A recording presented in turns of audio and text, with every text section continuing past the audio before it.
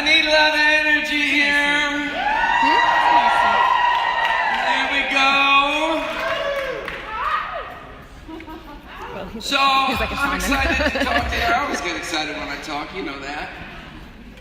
But you've probably heard me say before that hemp oil CBD is the most important thing to come into integrative and functional medicine in the last 30 years.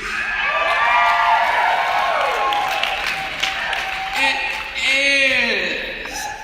And it's something that we need to get out to the whole world.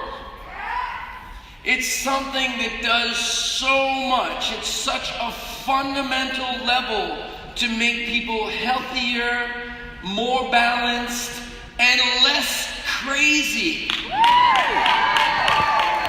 And less crazy is something we need right now. Because there's a whole lot of crazy. But how are you going to get it out there if you don't know how to sell it? And when people say to you, well, it costs a lot. This stuff over here, this sort of brown goop, it's really cheap. Yeah. And what do you mean, nano? It's bioavailable. So I want to go through and tell you what it is you have, because sometimes people lose sight of what's right in their hand. And I want to give you the language to go and shut those people the hell up. That's right. Buy it, take it, be better. That's right. All right. So usually I talk about the romance of CBD for a while before I talk about the product, but we're going to go the other way around. And people are always talking about why. Their why. What's your why? Well, I think it's important that we talk to the product right now and ask the product, what's your why? Why this product? Why is it the best? It's the best because of nano-emulsification, what we say nano-enhanced. So what do we mean? And so I'll show you these pretty cool diagrams of a guy wiping some goop inside his mouth, and you got little pictures of capillaries in there, and you know this stuff's being absorbed right in the mouth. That doesn't work. And you know that I'm making these little spheres, and they're carrying the CBD right through the oral cavity and right through the upper GI into absorption. We call it transmucosal absorption when it's in the mouth, or intraoral absorption, and that's why it comes on so fast. And we want so fast. Who here watched how to use video? Can you take a picture? I Awesome, right? All right, so you're Nadia, and you got the little kids running all around the house, being crazy, and you give them a couple of pumps, and they go into their little Zen thing, right? That's true. So true. Do you want that to take 2 hours? No. Oh, I feel like crap now. I want to wait 2 hours till I feel better. Nobody wants that. They want to do it now. Like, shut that kid up, shut my head up, make my pain go away, and do it now. And that is a big thing of the nano. So we're going to look at these uptake studies and see how fast this happens. But first you got to conceptualize what it is you're selling. And unfortunately, when you're selling something, you're riding this balance between accuracy and approachability. And if I was going to be accurate, I wouldn't call this a hemp oil. Just there's a confusion of terms between the hemp extract and hemp seed oil. Some people even exploit that confusion. So hemp seed oil is a dietary oil omega-3, 6, 9, really good for you. Cheap, no CBD. These are actually extracts of the plant that are oily in nature, and just people ended up calling it CBD oil or hemp oil. And so we have to say that just for the approachability. But it's really a nano-emulsified hemp extract. And, slide, okay. The way to conceptualize this, when you're looking at other people's products, like over there on the right, there's Charlotte's Web's, Everyday Plus. There's nothing wrong with this product. Charlotte's Web's been making a good product for a long time, but it's just like a basic, simple product. And they extract the CBD from the plant, and then they dissolve it into a carrier oil. A carrier oil, the term, is an oil that's carrying something. Sounds pretty simple. And so it'll be like MCT oil or sunflower oil. Some people like olive oil. And they all say that their oil is the best, but it's really all the same thing. And so on the right, you got this little beaker there with that yellow oil and the CBD dissolved in there, floating around in there. And you take that, and when you swallow it, it goes into your GI tract and mixes with bile and forms into these little spheres. Bile is an emulsifier, and it's emulsifying that oil, and you're absorbing some of that. But you're not absorbing a lot. 6 to 10%. Now, take that CBD and the oil, and now we're going to nano-emulsify it. Meaning we're going to turn it into these little spheres, and that oil's in the center of the sphere. We use phospholipids and a couple other surfactants to do that, to wrap around it and stabilize it. And so it's like dispersing that CBD and oil into these little nano droplets in a water, glycerin, ethanol matrix. So that's what that is. It's like taking that product on the right and making it into tiny little nano droplets, like your body would, but way more efficiently. And making them way smaller so they just sail right through the mucosa, right into circulation. That's what this is. We say, oh, our oil. It's not an oil. It's an oil dispersed in the nano droplets. So you can say what you say for approachability, but you must know what it really is.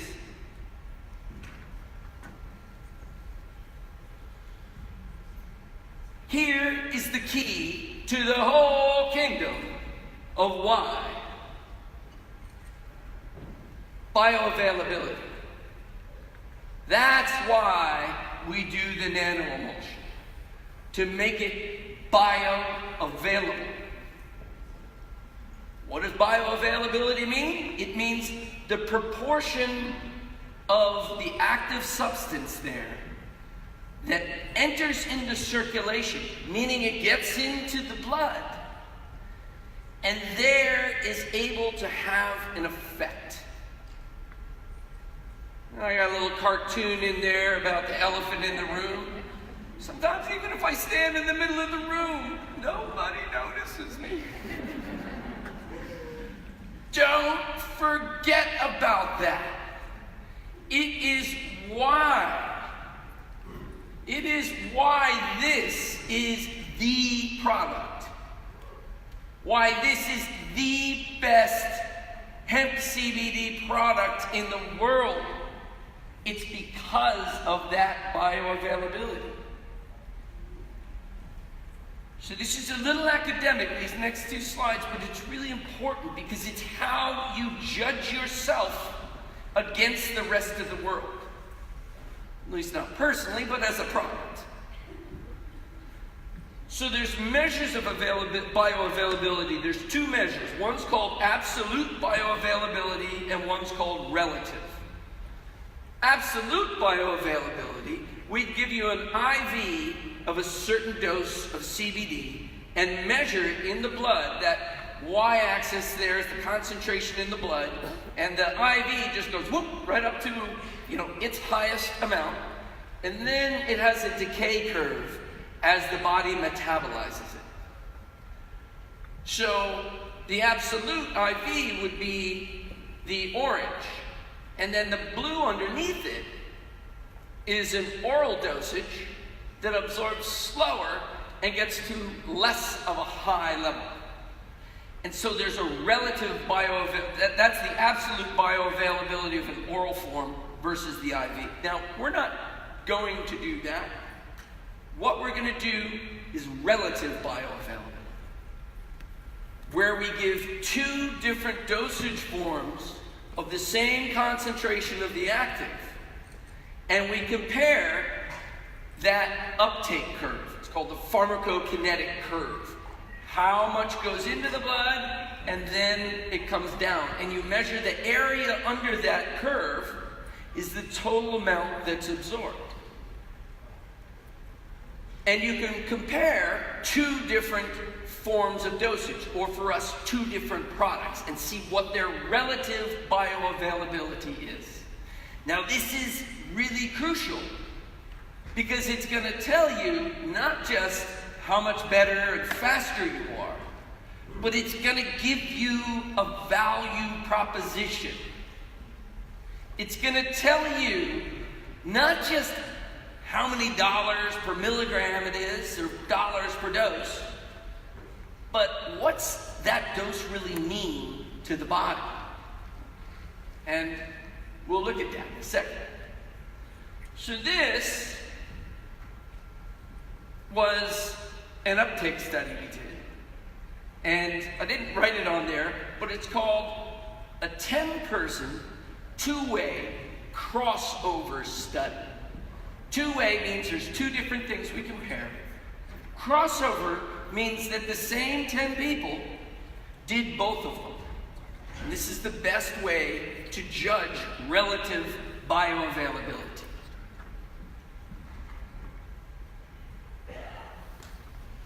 In this, we took the hemp extract that we used to make the nano-enhanced product, and we just dissolved it in hemp seed oil and put it in capsules.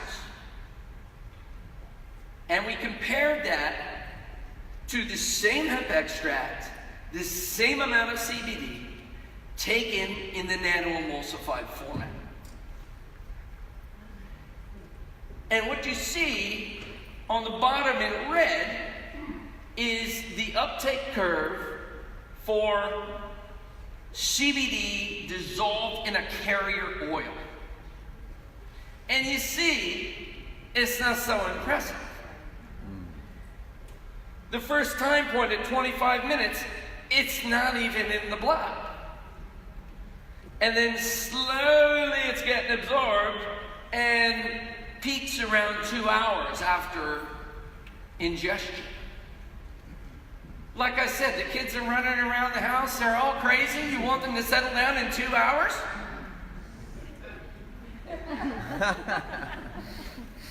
There's faster ways to calm them down. And then, in blue, on top, it's the same amount of CBD, but in the nano-emulsified format. At 25 minutes, you're almost at the peak dose, the peak level in the blood. And it goes up, and it turns over, and it starts coming down. Now, which one do you want to have? It's all about how much you get in. That's bioavailability. Now, how do we compare those two? At any one time point, you can do a ratio of the two. And there's, at the first time point, you actually can't do the ratio because there's nothing absorbed yet from the regular oil dispersion, the oil carrier. But at the second time point, there's a 40x difference in blood level. 40-fold. And then as you march through those, the curves start to convene. And at that last time point, at 160 minutes, the total difference in absorption of the two is 5.33-fold. almost 5.5 times more CBD in the blood. 5.5. And you're gonna bitch about the price? Are you kidding me? Maybe we're not explaining this well. Am I doing a better job this time of explaining this? This will make it a lot easier to sell. So, again, to conceptualize, it's not that all those products on the bottom were tested in that red line, but that every one of those products there, the Elixinol, the Charlotte's Web, over on the right, the nemesis of all of you, the HempWorks,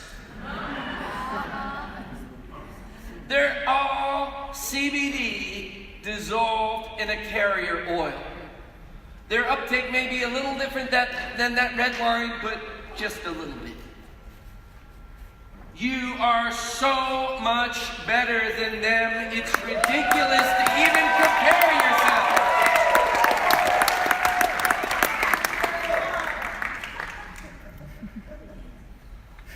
So why the price?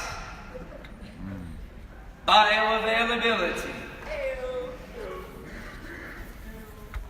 Oh look, it's Dr. Oz. Can you imagine 2 doctors on stage and none of them mention anything about bioavailability? I finally watched this thing today and I'm like, this is sophomoric. What is with you two? While I appreciate their efforts to, protect the public, it's obvious they've been on TV a little too long. Enough said about our friends there, but on the right was the thing posted by Consumer Labs, and it has the price per 10 milligram dose. And there we are, second to the top. Oh no! What do I tell people? You know what you tell them? $2.94 divided by the relative bioavailability difference of 5.33 makes it 55 cents per dose. It's the cheapest damn thing on there for a fact. Give it up for that.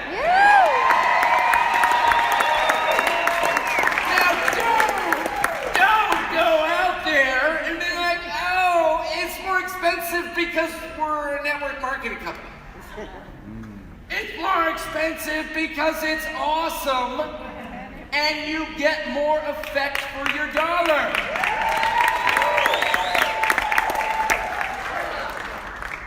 Don't mess that one up. Thank you. Oh, you up? Be like Lord.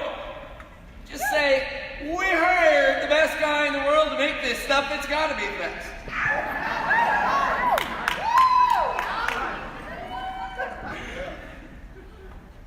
All right. Nano. It's nano. Isn't nano going to kill me?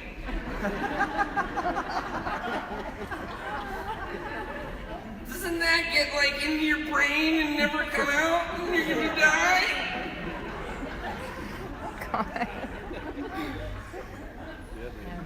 Now, people's worry about nanoparticles is founded in reality, but it's not the reality of what are called lipid nanoparticles.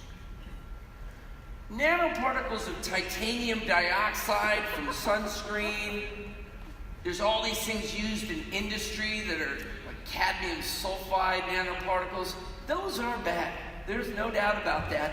And they're small enough to get into your system, to lodge in there, and you don't have any enzymatic or biochemical machinery for dealing with those.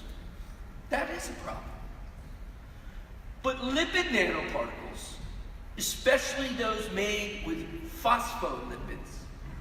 Phospholipids are the same things you make your cell membranes out of, you make your mitochondria out of, the layer around the nucleus, the endoplasmic reticulum. It's the building product of your cells. And we use that same thing to make our nanoparticles, and your body knows just what to do with them. Because the word nano applied to nanotechnology is a line in the sand that was made by the catalyst industry. Because they saw that these particles less than 100 nanometers were the ones that were really high activity. And so they said, if you're below 100 nanometers, then it's nano. It wasn't a line at which all hell breaks loose.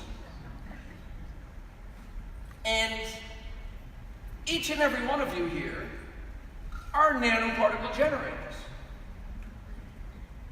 In your GI tract, the dietary oils from your food, you absorb those with bile, and then right across the lining of the GI tract, you wrap them into a little package called a chylomicron.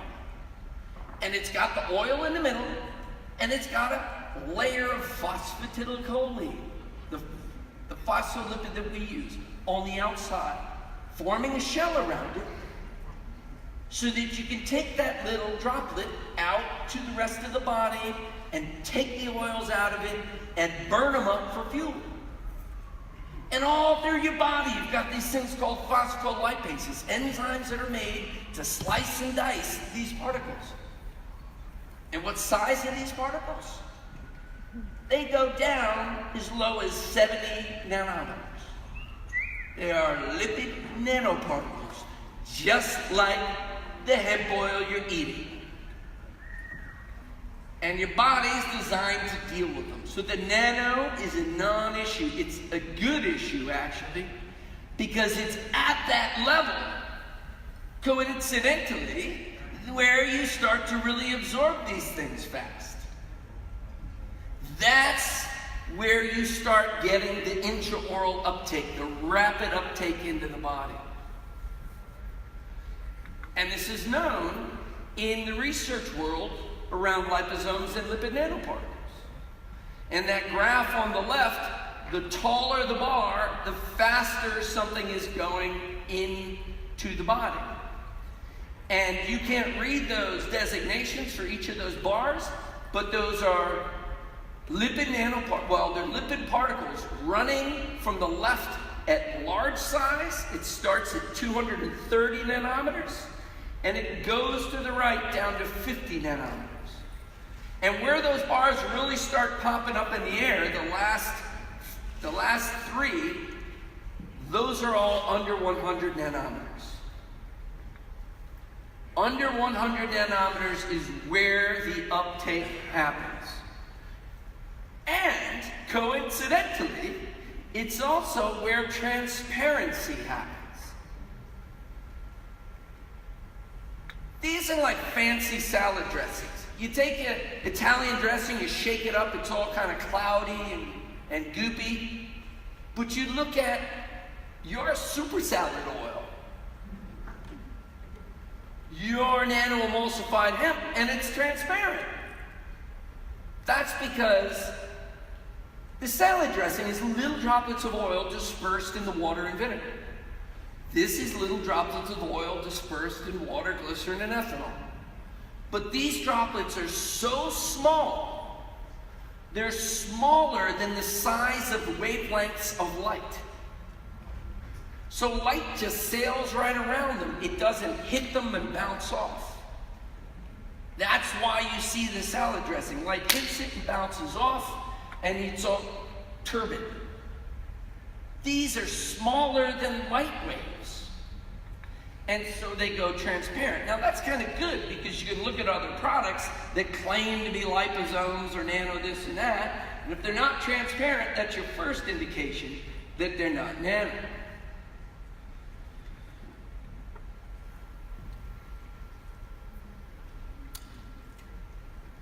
Here is an example of a product on the right. Well, the product on the left is your oil. And Another thing about these emulsions is they should be perfectly stable. And if you put them in a centrifuge, which will spin them really, really fast and enhance gravity, it's basically creating advanced time for you. If you spin them down like that, they should not break into the oil and water. If they do, they were never a stable emulsion. That product on the right, which shall not be named, but is Elixinol's liposomal CBD.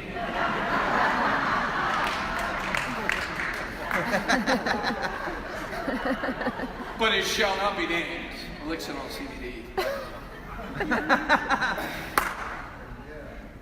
That is a big stinking heap of garbage.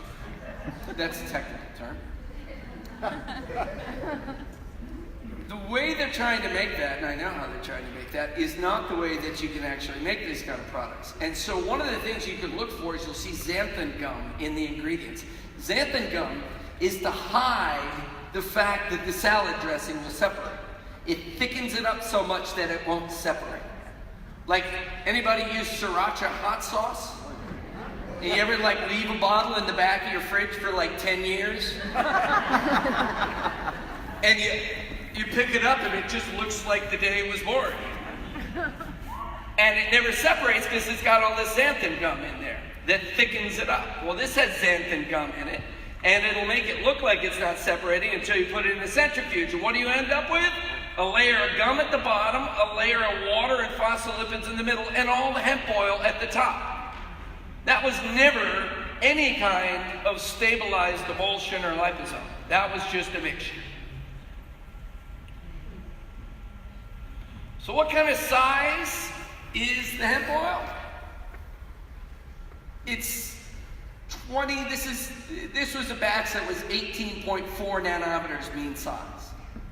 And all the little drops in there will vary, some smaller, some bigger, and that histogram there represents the low to high sizes with a mean of around 20 nanometers. That's small, and that's fast. Finally, small is better. Oh, I said that for JT. Oh, yes. You better get me off the stage, sir. This is not...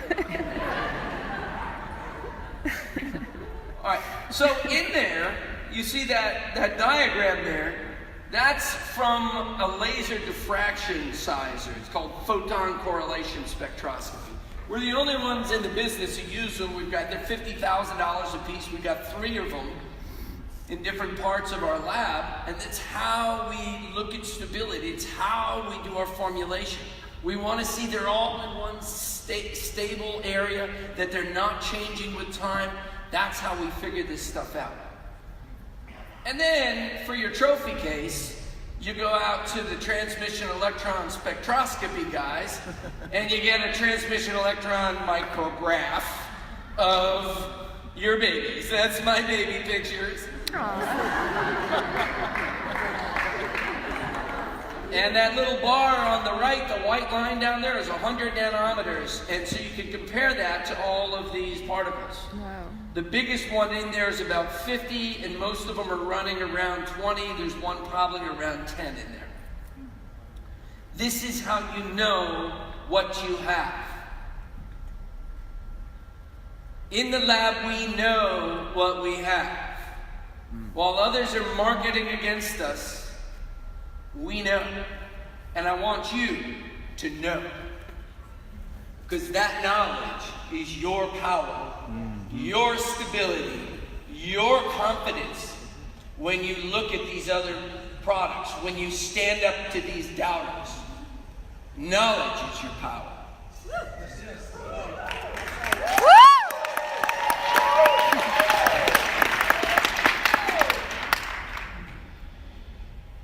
So now for the romance.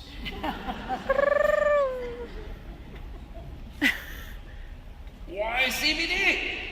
And this goes back to the opening line. Now you know why ours is the best. But why is CBD so amazing? Where's Kiana? Say it. Yeah, there's just something about the way she says that. My heart's all aflutter. All my phospholipids are vibrating. And all that hemp is bringing me into balance. Neuroendoimmune poise. Cool word. That's neurotransmitters. The things that are setting up the tone of your mind stream. Am I anxious? Am I calm? Am I going? Am I coming? What is going on? A poise, a balance, enables you to use the right neurotransmitters at the right time. To use glutamate to be on it when you gotta be on it, and then GABA to come in and chill you out when it's time to let go. That's neurotransmitter poise or balance. Endo is endocrine. It's a hormone balance. And we're just starting to figure out the vastness of what cannabinoid receptors do for balancing things. But ladies, what's the organ with the greatest amount of cannabinoid receptors? Uterus! The uterus! I am so jealous! I've got uterine envy.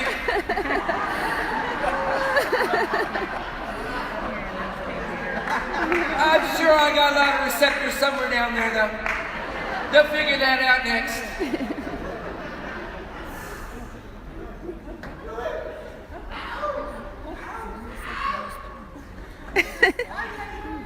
Uterus!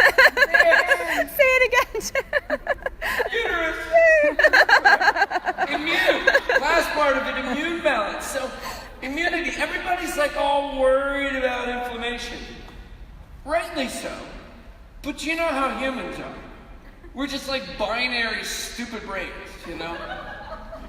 There's never like a middle ground. It's all this way or that way. Oh, we have to damp all inflammation. Inflammation is crucial to being alive. But too much inflammation drives most chronic disease. So we need poise. We need a correct and accurate inflammatory response. A proper inflammatory response. Just enough and isolated to the places that it needs to be.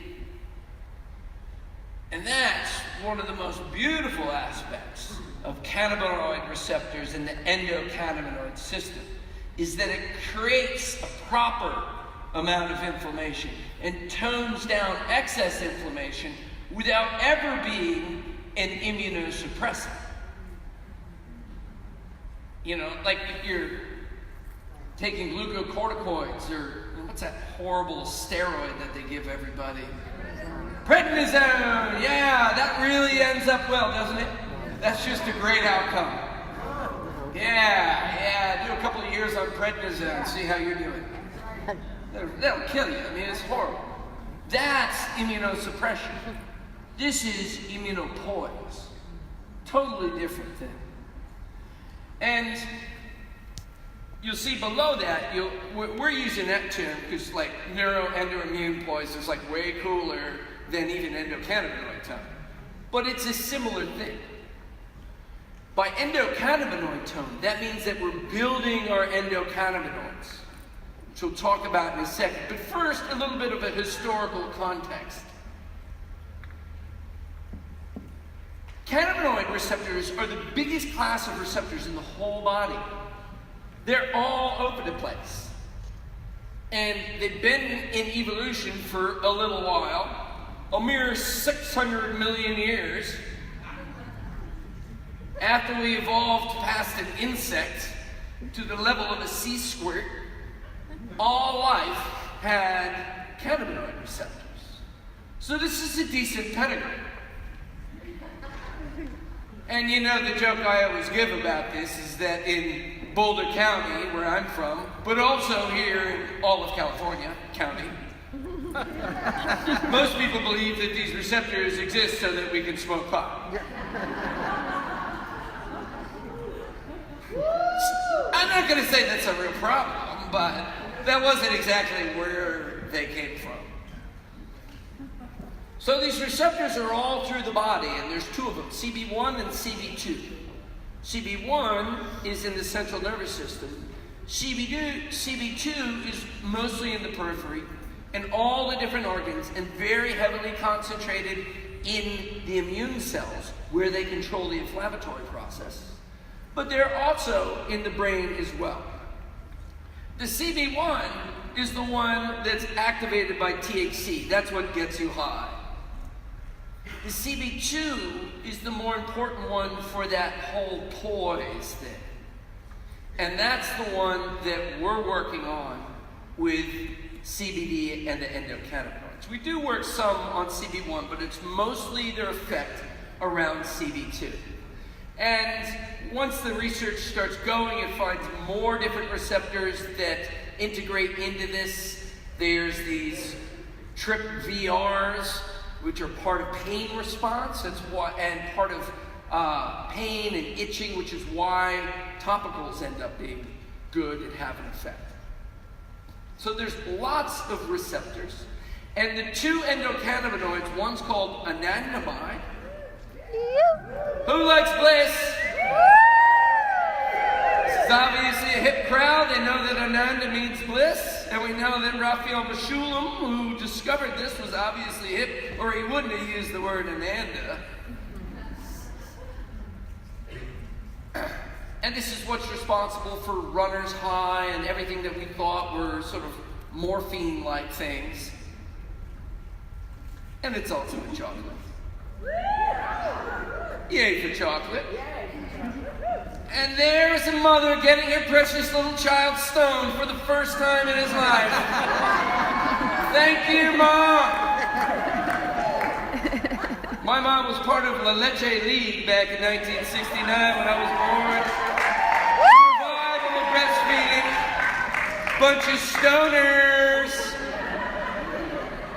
To arachidonyl glycerol. Tons of it in breast milk. There's your first shot of it. Thank you, Mom. And how does CBD affect these internal chemicals? Because CBD doesn't directly hit the cannabinoid receptors. But what it does is it enhances synthesis of 2-AG.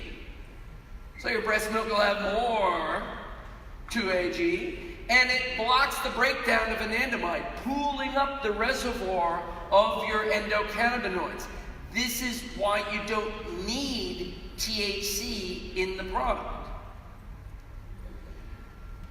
So, 3 points on why you don't need THC. Because here in California, all you're going to hear all the time is industrial-derived hemp is not CBD, or it's not cannabis, or it doesn't work, or blah, blah, blah, blah, blah, blah, blah, blah, blah, blah, blah, blah.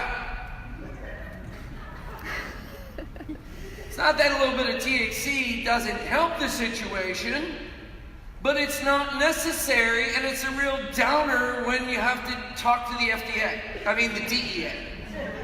The DEA doesn't like THC. So, because CBD enhances how many endocannabinoids you make, they are the ones hitting the receptors.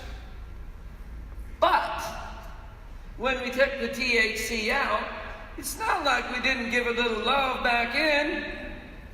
Reason number 2, you don't need it. There are other phytocannabinoids in our tool chest that we can use to put in that do strike the receptors. And the one that we use is called beta-caryophyllene. And there is a lot of it in your product. It's why it has a little peppery but not spicy taste. And its affinity for the cannabinoid receptors is the same strength as anandamide and 2-AG.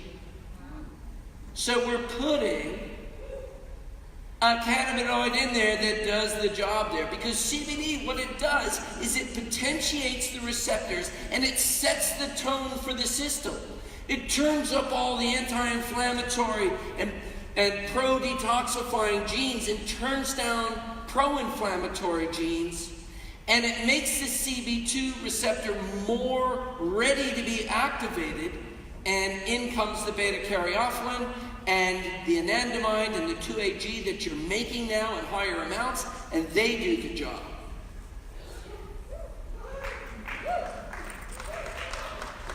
And the other thing it's doing is just what I just said. Turning up the good genes, turning down the bad. And last thing I want to leave you is remembering what I like to come up and talk about, and that's the neuropoise. The ability to balance sympathetic or fight or flight with parasympathetic. Rest, digest, repair, regenerate, detoxify. And it takes you from that stressed out, wound up state where you're holding on to everything people tell you, all the problems you ever perceive, and all the toxins you get, and you won't let go of them. And it breaks that lock. And it lets your mind flow and lets you be at ease in your body again so you can get back on to healing and being in bliss and love. So remember your why, and the essential why. You can call it bioavailability. I call it raging high blood levels of CBD. And I want you now to stand up and scream.